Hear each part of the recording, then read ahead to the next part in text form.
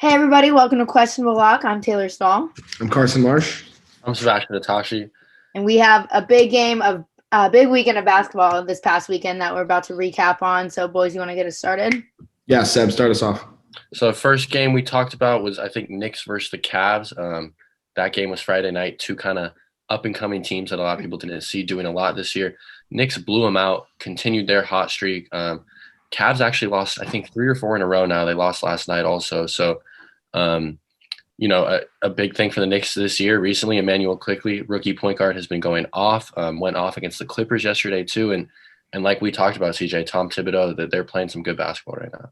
Yeah, they're playing great basketball, and I feel like the Cavs have definitely been on a cold streak since that Nets dub. They obviously got a lot of media hype after that. The Knicks, on the other hand, after beating the Warriors a couple weeks back, maybe like last week, have looked really good, and I feel like they don't get as much media attention as they deserve. That being said, the Knicks look like, I think they're like 7th right now in the East, or maybe 6th. They're hanging around, yeah. Yeah, they're hanging around. So I would expect them to make the playoffs. I don't know how far they would go, but they have a young core. Kevin Knox, he's actually been playing really well. Julius Randle obviously has been playing really well too. So I really like what I'm seeing with the Knicks. The Cavs, on the other hand, Colin Sexton, I mean, he's going to get his minutes. He's going to get his numbers. I don't know if you've been watching a lot of their games, but what do you like from him? How do you think he's been developing as a leader for this Cavs team that really hasn't really had a great leader since maybe Kevin Love? Well, I think, Kevin Love been hurt for so long this year. I think he just got engaged or had a baby or something. So, congrats. Extra motivation. Colin Sexton, it's his 3rd year in the league now, and kind of we're seeing his maturity and kind of like all those skills coming to fruition. It takes time with these NBA guys, these one and done guys that, you come into the league when you're 19, 20 years old. You just need a couple years to develop, get your confidence up. Now he knows he's, like you said, one of the leaders of this team, and he's starting to play a lot better and become a lot more efficient, which was, defense was never the knock with him. They knew that he was going to work hard, he was going to play hard, but getting more efficient on offense, taking better shots has been the missing piece. And it looks like he's starting to do that a little bit this year. Yeah. I mean, we saw him do it at Alabama. Now, especially with a team that has the drama, losing Kevin Porter, stuff like that, even though he wasn't getting solid playing time or solid minutes, it's interesting to see what he can do with a team without a lot of names, I guess. But moving on, we took Nuggets over the Spurs. And the Thursday night game, the Spurs ended up winning by 11 points.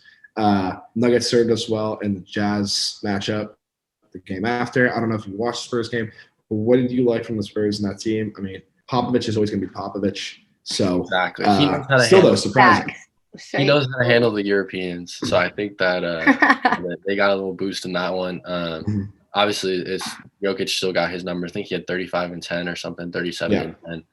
But, Spurs are a good team. They're always going to be a solid team. I think we talked about on the show how, I thought they were probably going to keep it close. They know how to play the Nuggets. They have the guys that can kind of match up with them a little bit better as well. But that's just how it goes sometimes in the NBA. The Nuggets looking forward to that Jazz game. Maybe you slip up against the Spurs and Pop takes advantage. San Antonio's roster is also super young too. Speaking about young rosters, like you were, you know what I'm talking about, like that was kind of cool to see all of them pop off as well. They're solid, yeah. And when you're young and you have a super well coached team, you have guys that are going to play hard. If the Nuggets don't come play hard, they're going to lose. Jokic was doing his best Bradley Beal impression. Quick shout out Bradley Beal and Russell Westbrook for that late night win last night, or two nights ago with the buzzer beater. Surprisingly, Westbrook hit a buzzer beater for like the first time in his entire life. But they made a lot of people lose money last night. Yeah, I'm sure. That was last night? That was last night, yeah. Yeah. But Jokic, going back to that game, Jokic is looking like a MVP front runner. He's probably my MVP right now. I mean, especially with his performance against the Jazz. I mean, I think he had like 41 points, 15 rebounds or something like 47. that. 47. He's looking really, really good. And the Nuggets are obviously a super young team too, and he's just kind of been the face of their team for the last like 4 or 5 years. And he looks really good. Yeah, I mean, speaking of that Jazz game, one of the best offensive halves I've ever seen. I think they were 15 of 17 from 3, 67% from the field, like just complete beautiful basketball. And, obviously the Jazz are still a really good team, that's just how it goes sometimes. Sometimes teams Yeah. get hot. Like most other teams in the league, they don't have an answer for Jokic. He's had 33 in the first half, I believe, just going to work. Not necessarily on Rudy Gobert. We did talk about that matchup, though. But, yeah, Rudy Gobert was in the game kind of deal. I think I saw something that with him off the court against the Nuggets, they're giving up like 100 points per game. Like that kind of stat with him on the court, it was like 115. So, there's obviously some games where he works better when there's maybe not as mobile of a big as Jokic, even though he doesn't look very mobile. He just is and will play point guard, and move the ball around. He'll take you out to the perimeter, knock down threes. So that's obviously a tougher matchup for Gobert and the Jazz. And, the Nuggets came to play, and they came out hot, and that's what happened. 30-piece. Yeah, he's looking really good. Nuggets. If you could build around a guy like Jokic or Embiid, who would you pick and why? I would take Jokic, honestly. That's pretty easy answer for me right now. I think Embiid, I still think he's the MVP right now. I still think he's leading that discussion. The Sixers just keep winning. But what Jokic does for your team, getting other guys involved, 7 foot walking 30, 10, and 5. Are you kidding me? Ridiculous. He's a ridiculous passer. He's going to get his scoring stats, but watching him play, he is a ridiculous passer. He always seems to not only find the right guy, but find him at the right time. Knows when to get guys involved and knows when to take it for himself. I think Embiid needs a little bit more than Jokic would if I was starting a team. I think, but I also, it's not a knock on Embiid at all to say I would take Jokic. I don't think. And Embiid is still growing as a player. I mean, he's still pretty young for he's like a more imposing 7 feet if anything. 100%. A tank. An actual just massive human being. Yeah, the 76ers have they look brilliant this year. I mean, even Tobias Harris has been pulling his load. I'm still in the camp that Ben and Joel need to be separated for both of them to reach their full potential. I agree. And for the Sixers to reach their full potential. Ben needs shooters and Joel needs guys that also need shooters. He needs space. He needs floor spacers. You can't have Ben's big ass running in there every time. So I'm actually surprised. I mean, I guess I'm not surprised given that Daryl Morey and Harden had so much probably maybe bad chemistry.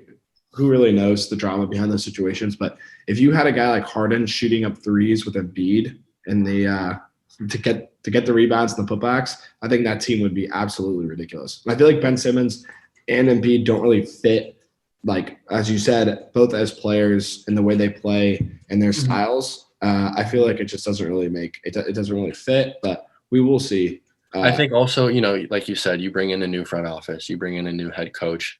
You kind of want to give it one last go with these guys, the two guys you draft. And if not, you trade. We'll see what happens after, watching that Lakers game, obviously Lakers didn't play great. AD looked tired, didn't look too good either, but they're waiting for playoffs. Sixers are waiting. They're looking good. Might see them in the finals. So if the Nets who are you guys feeling about MVP this year? Seen a lot I'm gonna say Jokic right now. Big man race right now, yeah. Yeah, I think so. Spectacular, but Embiid, I think Jokic and the Nuggets. Those are the two guys right for right now. Also, quietly, Kawhi is 50, 40, 90. I think they have the best record, or the best record keeps fluctuating with each win and each loss. But the Clippers are right there. They're playing really well. 51, 41, 91. I think 25 a game. Just typical Kawhi numbers, So there's a lot of guys that are playing really well right now. I think that's all you guys covered in basketball for the show last week, but just would like to give a shout out to our new QB in LA. So stoked about Matt Stafford coming to the Rams. Adios, Jared. Goodbye, Jared Goff. Enjoy the Lions. Goodbye. However, enjoy Detroit. Goodbye. Yeah. I'll say goodbye to LA weather because we unfortunately will not miss you. I feel so bad to say that, but I'm so stoked to have Stafford in LA. Rams are going all in. They have no draft capital for the next 6 years. But hey, you got to go all in with that defense and Stafford. I mean, hey, unreal. Watch out next year. Could take a Super Bowl flyer on them. Healthy Stafford is what we need. Yes. Healthy Rams. Going to look really nasty next year. Yeah. Yes, I'm very excited. But we will have more football on Thursday. This was a basketball weekend for sure, and we're going to be in our transitioning phase, more basketball. But yeah, big weekend coming up. Super Bowl preview. Weekend. Make sure to tune into our show on Thursday, and yeah, we'll see you guys then. Yep. See you guys. Check out the website for everything you need. Yeah. Player bets, prop bets. We'll have those Thursday. Super Bowl weekend. You know, that's Carson will be in Vegas, so if anybody's going to Vegas, go stop Say him. hello. Embarrass him, please. Okay. See you guys on Thursday.